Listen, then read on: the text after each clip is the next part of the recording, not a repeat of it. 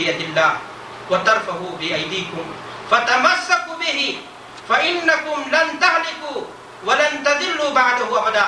خوش ہو جاؤ، اس قرآن کا ایک کنارہ اللہ کے ہاتھ میں ہے اور دوسرا کنارہ تمہارے ہاتھوں میں ہے، اس کو مضبوطی کے ساتھ تھام لو۔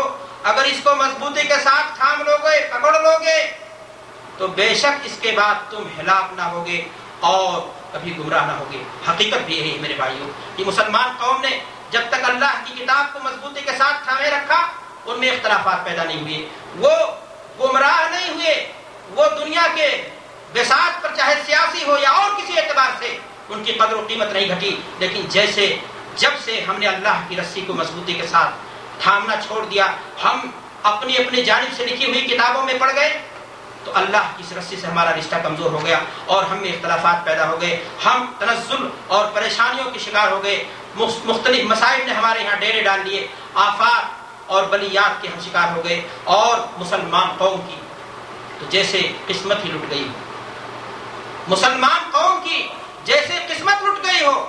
ہر صبح اس کے لیے پریشانی کی خبر لاتا ہے، ہر مرہم اس کے لیے اس کے زخموں پر نمک کا کام کرتا ہے۔ آج مسلمان ہر جگہ پریشان ہے، ہر جگہ بلبلا رہا ہے، ہر جگہ مارا جا رہا ہے، سیاسی اعتبار ہو یا اور کوئی معاملہ ہو، اس کی کوئی قدر و قیمت نہیں ہے۔ لیکن میرے بھائیو اور دوستو، ایسے موقع پر بھی جیسے لگتا یہ ہے کہ ہم نے قسم کھا رکھا ہے کہ تمام مشکلات سے حل کے لیے مختلف تدبیریں اپنائیں گے، لیکن اللہ کی کتاب کی طرف ہم نہیں پلٹیں گے، اللہ کی کتاب سے ہم اپنا رشتہ نہیں جوڑیں گے۔ میرا خیال ہی نہیں، میرا یقین ہے کہ آج بھی اگر ہم اللہ کی کتاب کی طرف پلٹ جائیں، اللہ کی کتاب کی طرف پلٹ جائیں، اس سے مضبوطی کے ساتھ رشتہ جوڑ لیں، تو ہمارے اختلافات ہی نہیں کم ہوں گے، بلکہ دنیا میں ہمیں اپنا کھویا ہوا مقام مل جائے گا، ہمیں وہ عزت مل جائے گی جو ہمارے بزرگ آبا و اجداد کو حاصل تھی، ہمیں پھر شان ملے گا، ہمیں پھر شوکت ملے گی، ہمیں پھر قیادت ملے گی، ہمیں پھر رہبری ملے گی، ہمیں پھر بادشاہت ملے گی، تخت و تاج کے مالک ہم پھر ہوں گے، لیکن اسی صورت میں ہوں گے جب میرے بھائی اور دوستو ہم اللہ کی کتاب کی طرف پھر سے اپنا رشتہ مضبوط سے مضبوط تک کرنے کی کوشش کریں گے اور ہم اس کی طرف پلٹیں گے۔ میرے بھائی اور دوستو، دنیا میں آج بھی مسلمان ہی وہ خوش قسمت قوم ہے۔ میری بات کو غور سے سننا میرے بھائی اور دوستو، میں عرض یہ کر رہا تھا کہ دنیا میں آج بھی مسلمان ہی وہ خوش قسمت قوم ہے جس کے پاس اللہ کی کتاب من وعن اسی صورت میں موجود ہے جس صورت میں اللہ تبارک و تعالیٰ نے اپنے رسول برحق پر نازل فرمایا تھا۔ لیکن اس کتاب کے ہونے کے باوجود بھی مسلمان دنیا میں آج جس طرح ذلیل و خوار ہے، اتنا شاید کوئی قوم ذلیل و خوار ہو، رسوا۔ وجہ کیا ہے میرے بھائیوں؟ وجہ صاف ہے، قرآن سے ہمارا تعلق اور تمسک نہیں، اور اللہ کی کتاب سے جو ہمارا رشتہ ہونا چاہیے وہ نہیں۔ سوال یہ ہے کہ قرآن کریم سے ہمارا تعلق کیسے مضبوط ہو، قرآن کریم سے ہمارا تعلق کہاں کہاں مضبوط ہونا چاہیے، اور ہم اللہ کی کتاب سے اپنا رشتہ کیسے کیسے مضبوط کریں۔ میرے بھائیوں اور دوستو، قرآن مجید سے تعلق کی جہاں تک بات ہے، اس سلسلے میں میں آپ کے سامنے 3 باتیں بنیادی طور پر رکھنا چاہتا ہوں۔ سب سے پہلی بات یہ ہے کہ قرآن مجید سے سب سے پہلا تعلق ہر مسلمان کا یہ ہے کہ وہ قرآن مجید کی تلاوت کی طرف توجہ دیں، کثرت کے ساتھ قرآن مجید کی تلاوت کرے اور اس انداز پر تلاوت کرے جس انداز پر قرآن مجید کی تلاوت کرنے کا حق ہوتا ہے، جس انداز سے اللہ کے رسول صلی اللہ علیہ وسلم نے قرآن مجید کی تلاوت کی ہے، یتلونہ حق تلاوتہ، اس انداز سے قرآن مجید کو پڑھنے کی کوشش کرو جس انداز سے قرآن مجید کو اللہ کے رسول صلی اللہ علیہ وسلم نے پڑھا ہے۔ میرے بھائیوں اور دوستو، قرآن مجید کی آیت اللہ تبارک و تعالیٰ ارشاد فرماتا ہے، لقد من اللہ علی المؤمنین اذ بعث فیہم رسولا من انفسہم یتلو علیہم آیاتہ، کہ اللہ تبارک و تعالیٰ نے مسلمانوں پر احسان کیا، نعمت ہے اللہ کی جانب سے مسلمانوں پر کہ اللہ نے انہی میں سے ایک رسول بھیجا۔ مقصد کیا تھا؟ یتلو علیہم آیاتہ، تاکہ ان پر اللہ کی آیات کو پڑھ پڑھ کر کے سنائے انہیں۔ تو قرآن مجید کا ایک مقصد اللہ تبارک و تعالیٰ نے یہ بتایا کہ اس کتاب ہدایت کو کثرت کے ساتھ پڑھا جائے۔ افسوس کی بات ہے، مسلمانوں کی اکثریت نہیں، 80% آج آپ کو ایسے لوگ ملیں گے جو سرے سے قرآن مجید کو پڑھنا ہی نہیں جانتے۔ جو پڑھنا جانتے ہیں 20%، ان میں سے 15% ایسے ہیں جو قرآن مجید کے پڑھے جانے کا حق ہے، مخارج کا، قواعد و تجوید کا، اس سے کیا ہے؟ غافل ہے۔ پڑھ کر کے بھی اللہ کی کتاب سے جو حقیقی برکت حاصل ہونی چاہیے وہ ہمیں حاصل نہیں ہو پاتے۔ میرے بھائیو اور دوستو، قرآن مجید کے نزول کا مقصد میں نے آپ کو بتایا، ایک یہ بھی ہے کہ اس کتاب ہدایت کو پڑھا جائے۔ اللہ کے رسول صلی اللہ علیہ وسلم نے قرآن مجید کی تلاوت پر زور دیا ہے۔ آپ نے ارشاد فرمایا، من قرأ حرفا من کتاب اللہ فلہ بہ حسنہ والحسنۃ بعشر امثالھا، جس نے اللہ کی کتاب سے ایک حرف پڑھا اس کو نیکی مل گئی، اور وہ نیکی پڑھ کر کے 10 گنا ملے گی۔ اللہ کے رسول فرماتے ہیں، لا اقول الف لام میم حرف بل الف حرف و لام حرف، میں یہ نہیں کہتا کہ الف لام میم مل کر کے ایک حرف ہے۔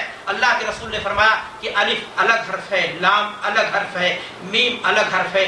گویا اگر کسی نے اللہ کی کتاب سے صرف الف لام میم پڑھا اس کے حق میں 30 نیکیاں مل گئی۔ لیکن افسوس کی بات ہے، مسلمان آج اس قسم کی جب فضیلتوں کو سنتا ہے تو اسے یقین نہیں آتا۔ اگر کوئی شخص آ کر کے اس بات کی خبر دے دے کہ 3 گھنٹہ اوور ڈیوٹی کرنے سے آپ کو 30 ریال مل جائے گا، آدھی رات کو یہ مسلمان تیار ہو جائے گا، ساری تکان دور ہو جائے گی۔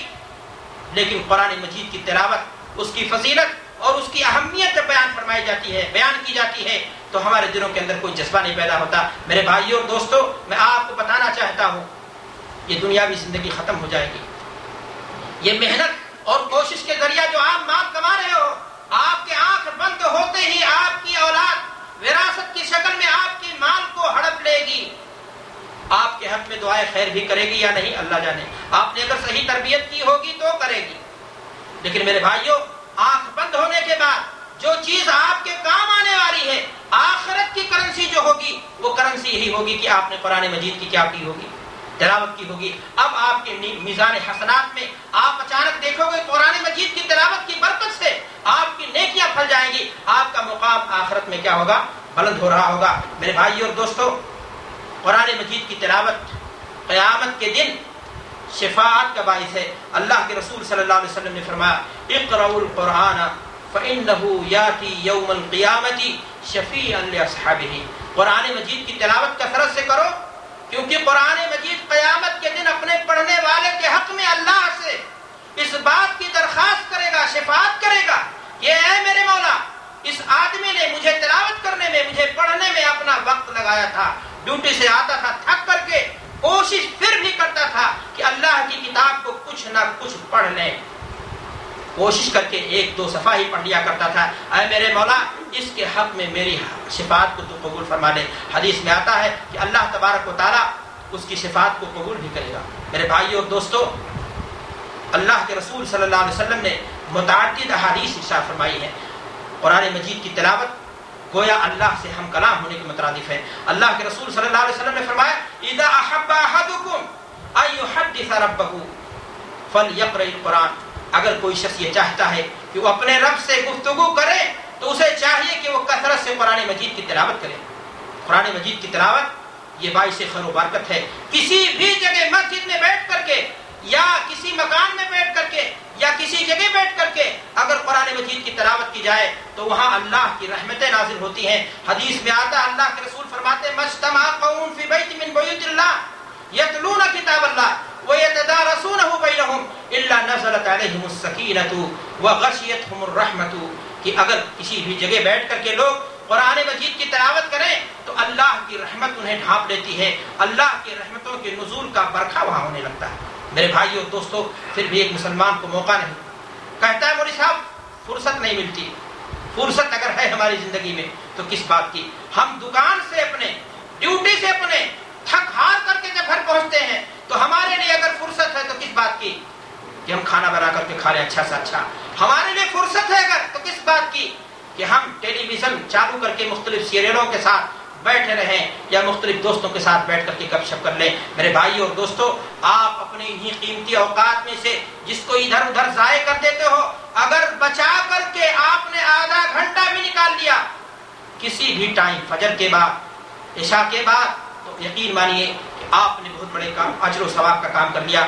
آپ نے قرآن مجید سے رشتہ جوڑ لیا اور یہ ڈیلی کی یہ نیکیاں، یہ میزان حسنات میں آپ کے اکٹھا ہو کر کے قیامت کے دن آپ کے لیے نجات کا باعث بن جائیں گی، آپ کے لیے شفاعت کا باعث بن جائیں گی۔ میرے بھائیو اور دوستو، اللہ کے رسول صلی اللہ علیہ وسلم کے بارے میں آتا ہے کہ آپ صلی اللہ علیہ وسلم خود کثرت کے ساتھ قرآن مجید کی تلاوت کرتے تھے، اور جب مہینہ رمضان کا آ جاتا تو اللہ کے رسول صلی اللہ علیہ وسلم کا حال یہ ہوتا کہ حضرت جبریل آ جاتے آپ کے ساتھ تاکہ قرآن مجید کا ورد ہو سکے، مکمل قرآن مجید پڑھا جا سکے۔ تو میرے بھائیوں، کثرت کے ساتھ رمضان میں پڑھنا، لیکن یہ کتاب ایسی ہے کہ ہر دن پڑھی جانے والی کتاب ہے۔ اس کا نام یہ ہے قرآن، جس کا مطلب ہی ہوتا ہے پڑھا جانے والا۔